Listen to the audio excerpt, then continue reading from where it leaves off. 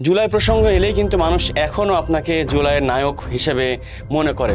তো আপনি কি জুলাইয়ের নায়ক, নাকি সময়ের প্রয়োজনে গড়ে ওঠা একজন সাধারণ তরুণ? একটা আন্দোলন থেকে এটা গণঅভ্যুত্থানে অর্গানিকভাবে রূপান্তরিত হয়েছে এবং সেই সময়টা তো এই সময়ের প্রয়োজনেই মানুষ আমাদেরকে তাদের নেতৃত্বের জায়গায় আস্থা রেখেছে, ভরসা করেছে এবং আমাদের ডাকে সাড়া দিয়েছে। আমাদের ডাকে সাড়া দিয়ে অনেকে কর্মসূচি সফল করতে গিয়ে জীবন দিয়েছে। ন্যাশনালি তো আমরা সেভাবে পরিচিত ছিলাম না, হয়তো ছাত্র রাজনীতিতে পরিচিত ছিলাম, কিন্তু সারা দেশের মানুষ এই যে তাদের কাছে অপরিচিত কয়েকজন তরুণের কথায় ভরসা রেখে তাদের ডাকে সাড়া দিয়ে তাদের প্রত্যেকটা ঘোষণা করা কর্মসূচি বাস্তবায়ন করার জন্য জীবন দিয়ে এই গণঅভ্যুত্থানকে সফল করলো। আমি মনে করি ওই পার্টিকুলার মোমেন্ট বা ওই পার্টিকুলার সময়টা আমি লাকি ছিলাম যে আমি এই লিডারশিপে থাকতে পেরেছি এবং বাংলাদেশের মানুষ তখন অনেকটা চোখ বন্ধ করে আমাদের উপর ভরসা রেখেছে।